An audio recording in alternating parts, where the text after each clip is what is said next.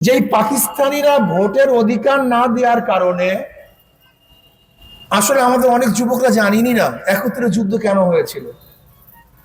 আসলে ৭১-এর যুদ্ধটা হয়েছিল পাকিস্তানিরা আমাদের ভোটের অধিকার প্রতিষ্ঠা করতে পারে নাই।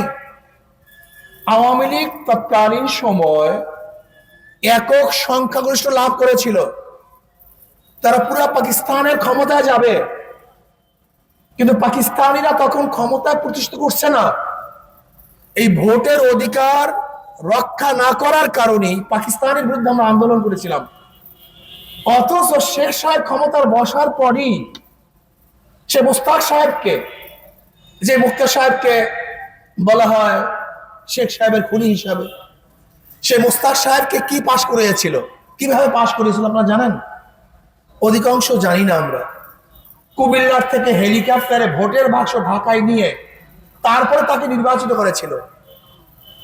এই যে দেখছেন না, আওয়ামী লীগ অনেককে নমিনেশন পেপার দাখিল করতে দেয়নি, এই কাজ কিন্তু আওয়ামী লীগও করেছিল, শেখ সাহেবও করেছিল। অনেককে নমিনেশন দাখিল করতে দেয়নি, অনেককে ভোট খেতে যেতে দেয়নি। এটা ওনাদের পুরনো অভ্যাস, এটা ওনাদের অনেক আগের অভ্যাস। এই ব্যালট ছিনতাই করা, ব্যালট চুরি করা, বাক্স ছিনতাই করা, এটা আওয়ামী লীগের পূর্ব অভ্যাস, এটা আজকের অভ্যাস না। কিন্তু আমরা অনেকেই জানতাম না, এই জন্য ক্ষমতা বসিয়েছি।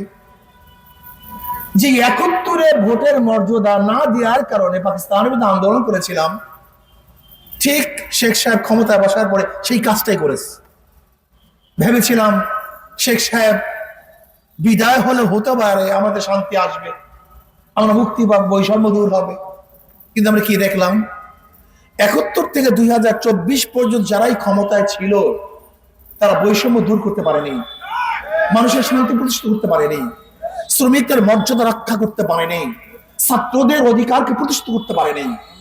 আবার ২০২৪ জুলাই এবং আগস্টে বিপ্লবের মাধ্যমে বৈষম্য দূর হবে এই ভাবনায় আমরা সংগ্রাম করেছিলাম, রক্ত দিয়েছিল অনেকেই, শাহাদাত বরণ করেছে, পঙ্গুত্ব গ্রহণ করেছে। ভেবেছিলাম এবার বৈষম্য থাকবে না। কিন্তু এবার কি দেখতেছি, আবারও সেই চাঁদাবাজি, আবারও সেই জুলুম, আবারও সেই অত্যাচার, আবারও ডাকাতি, আবারও ধর্ষণ, আবার নির্বিচার মানুষ হত্যা। এটা তো আমরা চাই না। এই সময় আন্দোলন করেছিল, জীবন দিয়েছিল। প্রিয় ভাইরা আমার, বিবেকবান বন্ধুদেরকে বলবো, যাদের মাথায় বিবেক আছে, যাদের মাথায় ঘিলু আছে, আমি তাদেরকে বলবো, বারবার আন্দোলন করছি, সংগ্রাম করছি, রক্ত দিচ্ছি, কিন্তু মানুষের অধিকার প্রতিষ্ঠা হচ্ছে না কেন?